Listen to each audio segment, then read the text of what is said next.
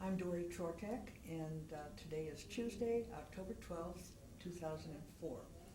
We are interviewing Bill Orenstein. Bill, good afternoon. Good afternoon. Good to see you. Good to see you, thank you. Let's begin by having you tell us your full name and a little bit about yourself and Well, where you were born. My full name is William Henry Orenstein. I was born in Detroit, Michigan. I've lived in Milwaukee as, I don't know if it's on camera, but 75 years up till now. I was educated in Wisconsin, lived here in Wisconsin basically my whole life. How about your parents? When did they come here and where from? Well, my mother was born in Riga, Latvia. She came here, I believe, in about 1914 or 15. So maybe 1917. And her father came over sometime later, but I don't know what happened to my mother's mother or her brother, who I don't believe made the trip here. My father was, I believe, born in Poland, at least he lived in Poland. He came here when he was 17 years old, which would make it about 1914. So they were married here? They were married here. And what about brothers and sisters? Well, my father came here because he had a brother, David, who lived for a time in Chicago, but then when my father came here through Canada and then into Detroit, they went into the bakery business in Milwaukee, which they thought was an opportunity. So what do you remember as a young boy growing up in Milwaukee? Where did you live and what kind of a neighborhood was it? Well, we lived on 10th Street, and we lived above the store. We're way ahead of our time, because now that's the latest real estate concept. At the time, we didn't think so because we didn't do it out of chic, or to be hip and trendy. We did it because we were poor. And my father and his brother, my uncle, it was an opportunity for them, but basically it was an opportunity for them to argue. And so they broke up, and my uncle moved and opened a store on the west side of Milwaukee on 48th and Center. Same name? David Orenstein. And the bakery was called the Chicago Bakery because his background in bakery was in Chicago. Although neither one of them knew anything about baking, frankly. Well, how did they get it done then, Bill? Well, they hired bakers, and they quickly learned what they had to learn. I think that's not unusual. But was it fun hanging around a bakery shop? Well, sure. Now, the interesting thing is people think that if you always have access to bakery, that you lose your taste for it. Unfortunately, that's not true of me. I still love everything. Pastry, bread, rolls, cookies. And what about the neighborhood? Was it a Jewish neighborhood? Did you have a lot of Jewish friends? Did they come to the bakery? We moved from 10th Street when I was 5 years old. And I have very hazy recollections of it. I started kindergarten, and I think at 9th Street School, which I think was Golda Meir's school. Could be wrong about that. I didn't attach any relevance to that, even if it is. I still don't. But I only remember one neighbor from 10th Street, and that was Marv Resnick and his family, Marv and Jean. And Marvin, I always told Marvin that he was the person on earth whom I knew the longest because I knew him when I was 4 years old. He was somewhat older than I, and then we both moved to the east side, and my father opened a bakery on Oakland and Locust. And Marvin's family, I don't know exactly what he meant, but we wound up attending the same high school, although he graduated by the time I started, which was Riverside. And then he went off to the war, and when he came back, we both started at the University of Wisconsin at the same time. What about where you lived on the east side and what kind of a neighborhood that was? This would have been during your grade school. You went to grade school where? Bartlett Avenue School. I used to call it Bartlett Academy, but people found out it wasn't true. Well, we lived on Bartlett Avenue. I remember the address was 3359 North Bartlett, which was about 4 blocks from Riverside High School and 3 blocks from grade school. And you had friends in that neighborhood? Oh, and they're still my friends. My closest friend all through grade school and high school was a man named John Sheehy. He's still my friend, a very close friend. And and then there was a man named George Kyle, I'm still friendly with. There were a whole bunch, and of course most of them wound up in Milwaukee, surprisingly, or not surprisingly. Okay, then you went on to high school. Went to Riverside. Started in 1945, in the spring session in 1945. To what extent was your family and in your life a Jewish life as you were growing up? Well, we certainly were aware that we were Jewish, which was in that neighborhood very unusual. At Bartlett Avenue School, I think there may have been one or two other Jewish kids in the school besides my brother and myself. So we knew that we were different in that most of the, I would say all of the rest of the classes were Christian, one denomination or another. I think mostly Catholic. Certainly John Sheehy and John Ebert and those fellows that I remember were Catholic. Did you go to religious school? Did you belong to a synagogue? Well, we did belong to a synagogue. We belonged to Angie Lubavitch, which I think is on 10th and Reservoir, somewhere around there. And even after we moved to the East Side, we continued to go to that show. I was bar mitzvah there. So was my brother. And then I also, for a time, I went to Manuel. It was just handier. And I went on Sunday, which was unusual in our family, but not for very long. When I was bar mitzvahed, I went to Hebrew school on the west side. What about your home itself? How traditional a Jewish home was it? Well, it was. For a time, my grandfather lived with us, and he put on tefillin twice a day. He was very religious, in my terms. And we tried to keep a kosher home. I don't know how finicky my mother was about it, but that certainly was her intent. And I believe for most of my life, that home life would have been certainly closer to Orthodox than to Reform Judaism. Okay. Then how did you feel about being Jewish? I mean, you said you knew you were, but you were very much minority in grade school and probably in high school too. Was it a happy kind of thing? Did you meet anti-Semitism? There was some anti-Semitism. It's almost, at that time, we're talking about 70 years ago, 60 to 70 years ago, and there was anti-Semitism. I can't say that I ever suffered from it, but I would run into it, or I'd overhear remarks, and even among my friends' fathers, and it hurt. And sometimes I resented being Jewish because it made me different. And as I was growing up, I remember for a long period of my life, my main goal was to not be different. So there were some hard times for me. I don't know that that's true of everybody. I hope not, but I had some trouble with it. Okay, so then you went on to college and graduated, and in what? Well, I was an English major. An English major. Right. Did you have plans to use that training for something? Well, I didn't. I was sort of planless. My father and mother hoped that I would go to law school, and perhaps I should have, but I didn't. And dropped out really when I got married. And I then started looking for a job and wound up in real estate. And I stayed there ever since. We're going to talk about real estate in a second. For a moment, talk about your wife and when you got married. Okay, my wife's maiden name is Joyce Grossman. She's from New York, from Brooklyn at the time, actually. She came to the University of Wisconsin in 1946. She had a scholarship from school. Wasn't worth very much. I think it was $100, but it had great value because it got her into the school. That was the end of the war, and I think at the University of Wisconsin there maybe were 12,000 students, and I would guess half of them were returning veterans, and some of them were still in the V12 program on the campus. So she always wanted to go to the University of Wisconsin. She had friends in Brooklyn who had been there and talked highly of the school. So we met in my junior year, and were married after my senior year. Married in 1950.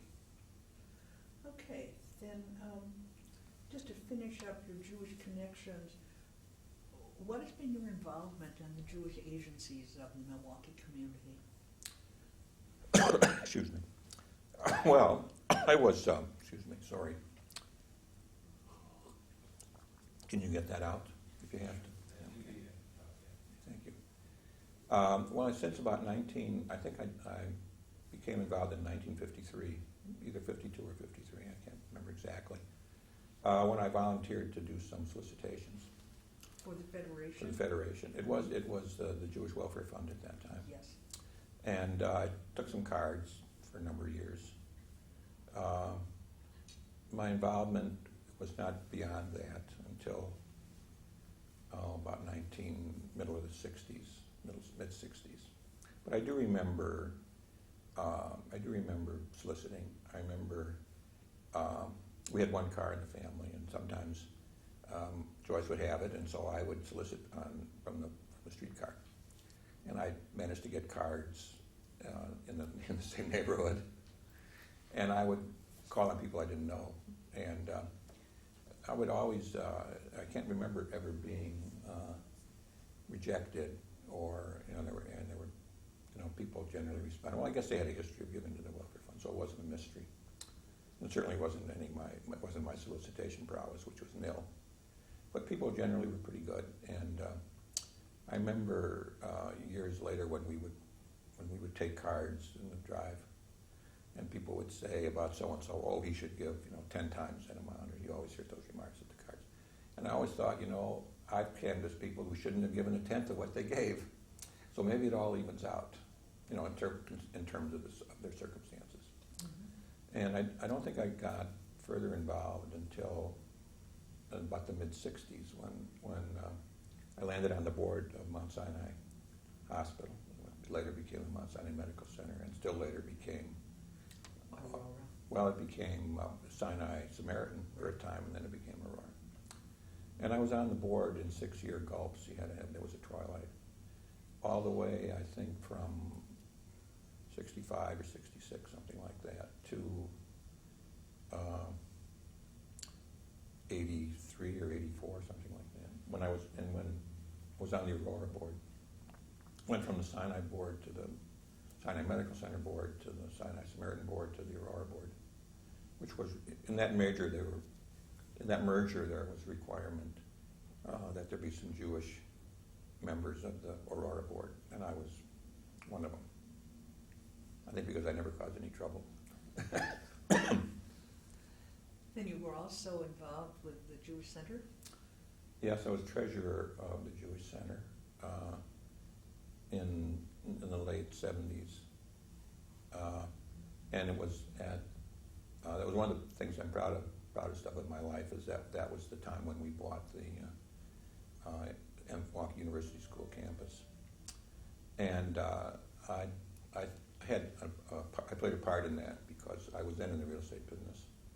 And a broker I knew, brought me an opportunity, and it was University School was for sale, that property, which was 26 acres more or less, on Santa Monica and Devon in the middle of Whitefish Bay. And of course it was a remarkable property with 150,000 square feet of buildings. Were beautiful buildings with tile floors and leaded windows, and 7 natural fireplaces, I remember, and wood, a lot of wonderful wood trim and so on. And at the time the Jewish Center was I was the treasurer of the Jewish Center, and the Jewish Center was having problems, fiscal problems, and had accumulated a deficit from, I don't know how they managed this, but they fell behind about $360,000 over the years. And we didn't have a clue as to how we were going to pay that money. You could only pay it out of the allocations, and if you paid it out of the allocations, you had to reduce programming, and it was really a terrible dilemma.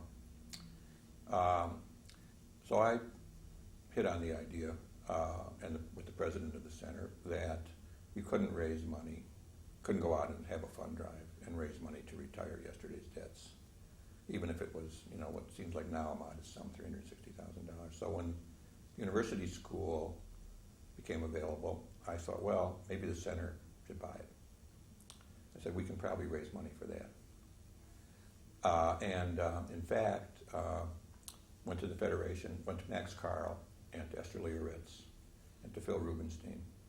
I described the project, and all the three of them liked it, and they even pledged, before I asked them, they said they'd give some money to it, which turned out to be a significant sum. And so then I had the courage to take it to the Federation. Interesting thing about that is that we went first to the executive committee, and the executive committee turned it down. Then we persisted and went to the board, full board. And I think it was the largest board meeting, up until then, it was certainly the largest board meeting I had ever attended in the Federation. I was then on the board, by the way, I forgot in that sequence to tell you that. Anyway, and I was on the executive committee also for some reason. Anyway, the board voted to go ahead with the purchase. And so we bought the MUS campus, 26 acres and 150,000 square feet more or less of buildings for $2.7 million. And we negotiated a payment plan. We paid the money over 3 years at 6% interest. And now people say now that, my God, that's like finding money in the street. Or I said it's a gift from God at the time. That's sort of sacrilegious for me to say that, but I was trying to make a point. And there was a fundraising drive. We were going to try to raise, I think we were going to try to raise $3 million. And $1 million would go into an endowment for expenses, and $2 million was to go into remodeling the center. Well, there was a fundraising drive, headed, I think, by Harold Sampson, but really conceived by Bob Orenstein and Mark Brickman, who was president of the Federation at the time. And I believe we raised something like 18 or 19 or $20 million.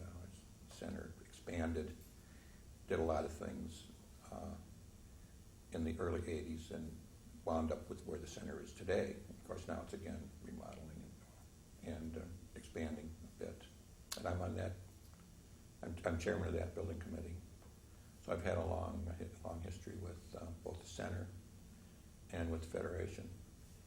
I think I must have gone on the Federation board in about 67 or 68 or something like that, 1969. And then it was on and off, for the intervals.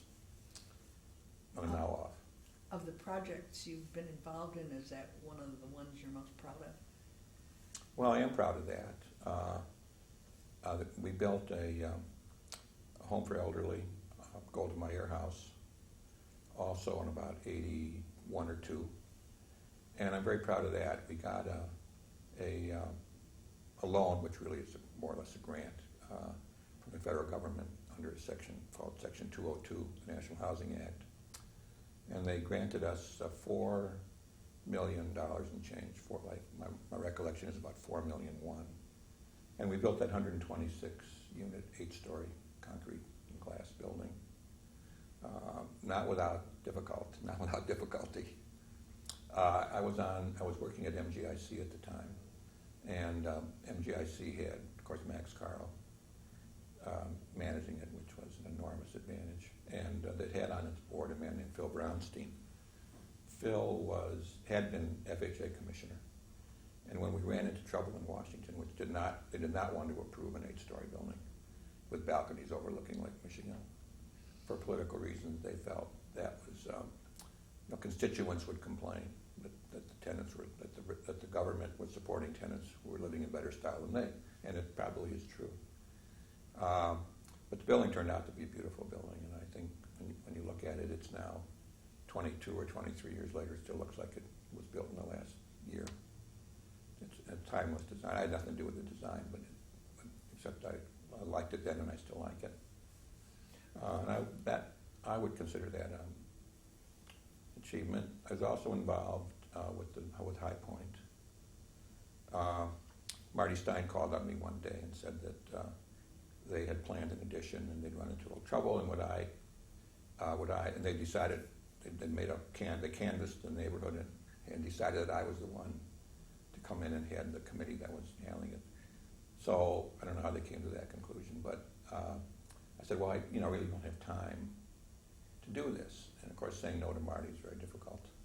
So he said, well, you won't have to do anything. You go to committee meetings and you work with Nita Correa, which is a pleasure. So I finally said, all right, and walked right into a terrible mess, a hornet's nest of problems.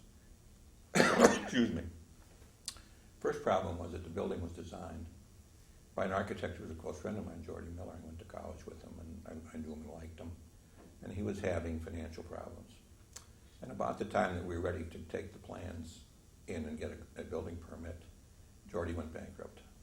Could not avoid it. So our plan was to get control of the drawings through the bankruptcy court and use them to get a building permit and to build the building, and to use another architect as a supervising architect. Well, that was a good scheme, and it would have saved us a lot of money. I don't know that it would ultimately have been a very good idea, but it wouldn't work. The architect that drew the plans had to be the supervisor. There was no longer that architect. What we did get is we went to bankruptcy court, and the bankruptcy judge was Jimmy Shapiro, who was a fraternity brother of Jordy's and mine at the University of Wisconsin. And he immediately, when we walked into the court, he immediately told the federal agent that we were, that we knew one another closely to avoid any problems. And we did get control of the plans. So then we decided we would use the plans to be the program for a new set of plans, and ultimately hired Kaler Slater Architects to work with that program and design a new building, which turned out to be High Point. The other fortuitous decision there, and by the way, that's a much better building. Jordy's building was nice. I'm not going to take it away from him, but having had the benefit of his work, I think Kaler Slater came up with a better building. Certainly in a programmatic way, it's a better building. The other fortuitous decision was to change contractors and go with the contractor that was very familiar with concrete construction, because it's a 10-story concrete building. It's on a bluff, and we knew there were going to be problems, so we hired a company called Mortensen, heavy contracts, as it's called, and sure enough, we ran into trouble almost immediately. We ran into huge blocks of concrete, which we found later were part of the foundations for the home. The south part of the home's property was kind of marshy, and it wouldn't, without great piles, I don't think, would have supported the home. So what they simply did is they dug a great big hole and filled it with concrete, put some of the footings of the home on that. Well, when we started building High Point right next door to it, the first thing we had to do was get rid of all that concrete. So it turned out to be a mess. But the home came in more or less on budget. Mortensen and Kaler Slater did a fine job, I guess High Point, I liked the way that turned out. I'm proud of that. I was on the building committee at Sinai when we did the expansion of Mount Sinai in, must have been about 1968 or 69. I was chairman of that committee also. So I had a hand in that, but and really, I didn't really control that. I can't really say that was my achievement, but at least I can say that I was active in that. And I like to say I'm active in all of the major Jewish real estate ventures. What about in the non-Jewish community? Any involvements that come to your mind in the real estate area? Well, yes. The building area? Yeah. I was, for a long time, chairman of the building committee at United Way and a member of the finance committee. They had a sunset provision that you could only stay on 10 years. I think I was on 16 years. And they had already bought the property where they are now. But I think we accomplished a few things there that I'm certainly proud of. I finally went off of the building committee a year or so ago, although I'm still on the finance committee. And that was a way to see another part of the world, as far as I could see it anyway. In my life, it was different. And I was chairman of the building committee also at Wisconsin Conservatory of Music. I'd taken violin lessons at the University of Wisconsin, at the conservatory, and I felt I owed him something after putting him through that. So I went on their board for a time, and but we didn't do the renovation. The renovation came later. In fact, David Lubar did it. In the for-profit world, moving away from agencies and things, you've done some important things. I'm thinking especially about the old Gimbel's department store and what you did with that. Well, that's more or less the most recent. But I was very lucky in my life. I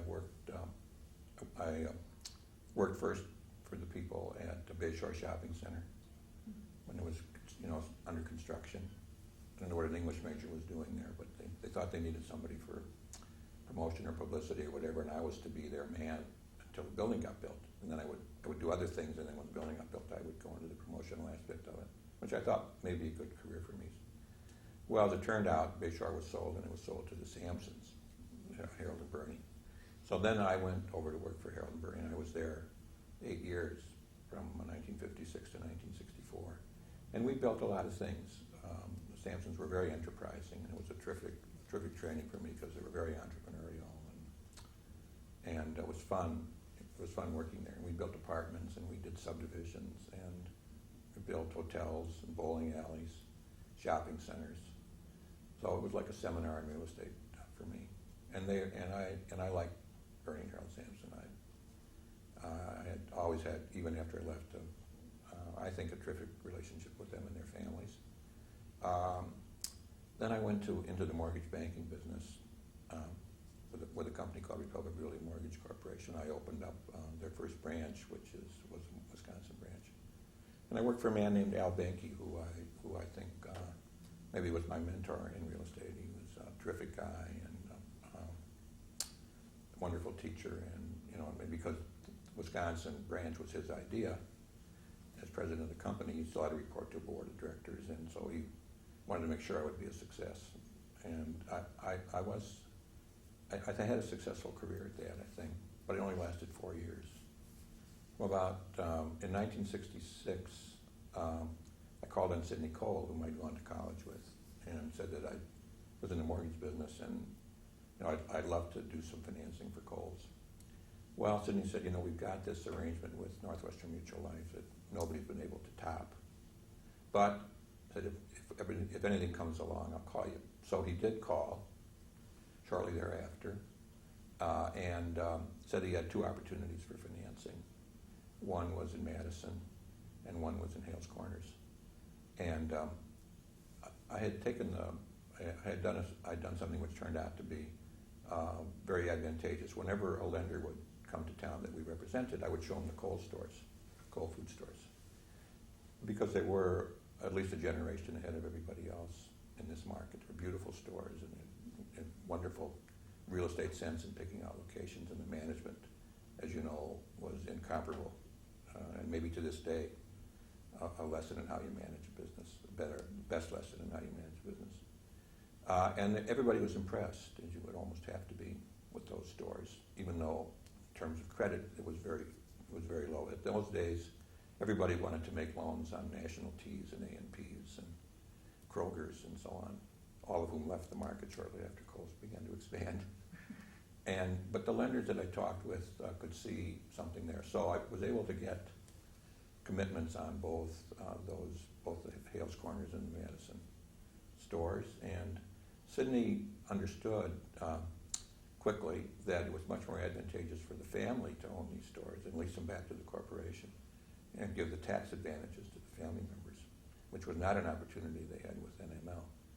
So from then on, I did all the Kohl's financing. I think, including the time that I spent with Kohl's, I think I did 29, once counted them up, 29 Kohl properties between food stores and department stores. And I went to work for Kohl's. They hired me away from Republic Realty Mortgage. And I had, Sidney said, you'll be the only non-family member that has a partnership interest, ever. So it was nice to hear, but it was a very small interest. And at Kohl's, we did Northridge and Southridge, and I represented there was a development team. The real developer was a man named Al Taubman, who had an interest in the centers, and the Kohl's had a 70% interest in the centers. He had something like 15, and there was a broker that brought in the 2 Sears deal that had the other 15%. And they would have regular meetings with all of the major tenants: Boston Star, Gimbel's, Penny's, Sears were the major tenants in those centers. And I attended the meetings on behalf of the family, did the work with the city on behalf of the family for those 2 centers. And then at the same time, we built a strip center across from Southridge and a strip center across from Northridge, which I financed. And we built about 1,000 units of apartments called Northridge Lakes. And I think I give Sidney a lot of credit for doing it the way he did it. Actually, he did it because he wanted to build a shopping center on 76th and Brown Deer, where the family had acquired like 1,000 acres of land. And there was nothing there. That neighborhood was mostly known for having been the site of a dump fire. A mile or so away there was the famous Granville dump fire, which burned for a couple of years, you may remember. It's black smoke all over the northwest part of the city for years. But he thought the best idea was to build some residential out there. And we built 1,000 units, and we quickly overbuilt the conventional apartment market. So we built housing for low and moderate income families. And we built a 372 unit conventional apartment project, mostly townhouses, but apartments. And then we built 358 units of subsidized housing, mostly elderly, 2 towers, 2 8-story towers. And to integrate those two concepts was a challenge, and we decided early that the only way it would work is if nobody could tell which building was which. And I believe that we accomplished that. I mean, I'm sure people found out, of course, but I mean, when you drive through it, you don't know. And that was a unique thing to do, and I can't say that the apartment project was uniquely successful. It was not. It took a long time.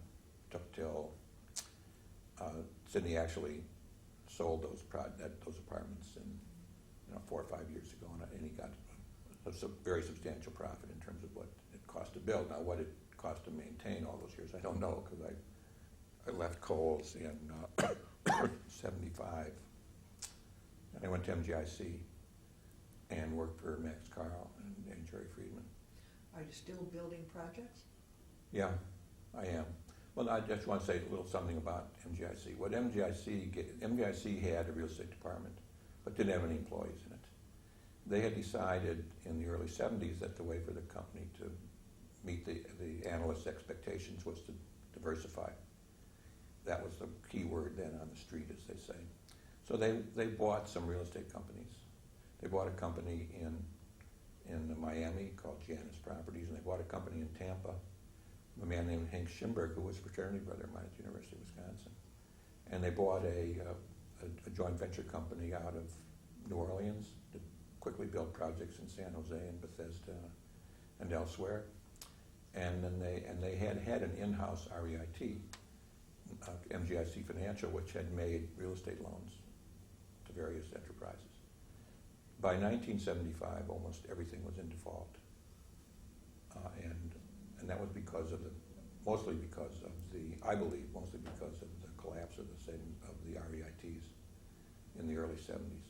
So I went over to MGIC, and they had about $300 million worth of real estate, and more debt on the real estate than the net worth of the company. So it was a crucial time for MGIC. Well, I didn't do very much except get it organized and understand where it was, and hire a staff and do the things you could do. But the market in real estate always dictates the eventual outcome. And I did nothing different in 1978 and 79 than I had done in 1975 and 1976, but the times changed. And so I became a sort of a hero because everything started to sell and everything started to move. And what could have been a real catastrophe just turned out to be a minor one. And of course, MGIC survived fine. And I got a real education in real estate in a variety of places. And you left there when? I left there in 79, and I went to work for Herb Cole. Herb had come to the end of his employment contract with the people that had bought Kohl's, and Sydney wanted to split up all the real estate assets, didn't want to manage them anymore, and Herb and Alan had no expertise in real estate management, and so I went to work for Herb as his asset manager. I was to be in charge of his assets, and I worked for Herb from, I guess, 79 to 82, something like that. That was not a very successful marriage. And I'm sure there's blame on both sides. I think he would say the same. But we didn't really fit. And I didn't know what I was doing much of the time, because I had some knowledge of real estate. I had no knowledge of any other kinds of financing instruments or then what did you do? Well, then I went out on my own, Uh-huh. actually. For a time, I was retired. I was retired for about a week. And my wife said she didn't want me around the house. We had an argument over a file cabinet being delivered, and she said she wasn't going to be home there again. So anyway, I decided I would better get busy doing something. So with Steve Chernoff and a man named Al Krieger, we started a syndication company. I had a small interest in it, and I was going to work part-time. Well, they both decided to go back to the practice of law, and I wound up with the company. So and I've been doing that ever since, basically syndicating and developing real estate. So now tell us about some recent things like the Gimbels bit. Well, that is the most recent project. I'm still working on it. Through the years, I believe in 1993 and 1995, an architect named David Kaler, whom I knew from High Point and elsewhere actually, but mostly from High Point, would call and say, there's a building I've had my eye on for a long time that we should do something with. And it was the Gimbels building. It was actually by then the Marshall Field building. And so I tried in 1993 to see if they had any interest in selling it. They did not. Marshall Fields, that is, did not. And in 1995 I tried again, and then we actually drew some plans, and which was helpful. And but again, Marshall Field said no, they weren't really interested in selling. In 1997, the 15-year operating agreement that Gimbels and Marshall Fields inherited to stay open in the Grand Avenue was coming to an end. And the city was afraid that Marshall Fields would close, and that would be the end of the Grand Avenue, or at least it would be a terrible blow to the Grand Avenue. So they tried to make a deal with Marshall Fields, and they actually came to an agreement. Then they were looking, and the agreement was that Marshall Fields would renew its lease, I believe for 15 or 20 years, and the developer, with city's help, would remodel the space, and they'd take 250,000 square feet of it. It's a 600,000 square foot property. They would take 250,000 feet of it, and the developer could do what he wanted with the rest, and they would pay $500,000 a year in rent. Now that, of course, was woefully inadequate. So Marshall Fields, as time went by, Marshall Fields simply Marshall Fields had a change in management. They were owned by Dayton Hudson, Minneapolis, excuse me, and Dayton Hudson also owned Target. Well, for a time, Target was making all the money in the company, and so it soon occurred that most of the Target guys were moving up to the senior management levels, and that coincided with what was planned for the Marshall Fields building in Milwaukee. Well, Target had no interest in Marshall Fields in Milwaukee, and so they closed the store. And that was when we were negotiating with the city. And people came to us because people came to me, and I had a partner whom I brought into the deal, a man named Mark Ergens. And they came to us because they knew that we had some previous interest in the building. And we made an offer to buy the building, which was finally accepted. And we closed the deal in 1998. Made the contract in 97, closed in 1998. Started construction in just early 2000. And what all did you put in there? well, it was a 5-building complex. Didn't look like it because they were all joined, although there were different floor levels and different fenestration if you looked at it closely. We took out one of the buildings, so we created a sort of a C shape. One of the buildings was in very bad shape, a building facing on Plankington. It was a wood building with steel columns, and the columns were very close, and they had chopped the building down from 8 floors to 4 and covered it up with a sort of a decking material. It was a hideous looking building. So we tore that down, and that gave us the ability to have a turnaround.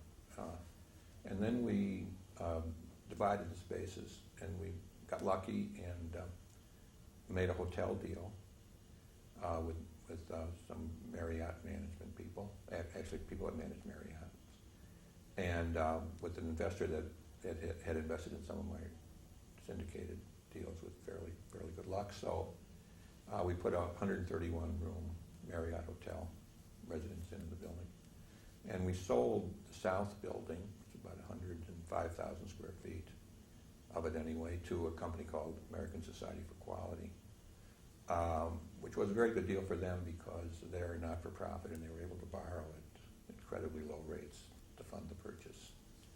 And then we divided the rest of the space up into retail and offices, 155,000 square feet more or less. And that, we also inherited in the purchase the gimbal parking structure on Plankington in Michigan, which was the first parking structure in downtown Milwaukee, and I think one of the few in the country that got certified historic status. It's a terrific little building. After all this discussion, Bill, how do you think you'll be remembered in Milwaukee? Well, I hope with fondness. I don't know. I know it's a big world, and I certainly didn't move very much of it, if any of it. So I don't know. I hope I'm remembered as a person that had an active interest in the community and tried to improve it. Is there anything else that you would want to talk about before we finish? Well, I've had a wonderful life here. I'm going to get all teary here in a minute. I've had a wonderful life in Milwaukee and raised a family I'm very proud of. So I'd like to, maybe say a few things about that. This has been a wonderful place for me. And I hope that it's as nice to everybody as it's been to me, and or even to most. I'll settle for that. I don't know anything else I can add. I'm sure as soon as we finish, I'll remember a few things. It'll be delayed. Thank you very, very much. You're welcome. Welcome.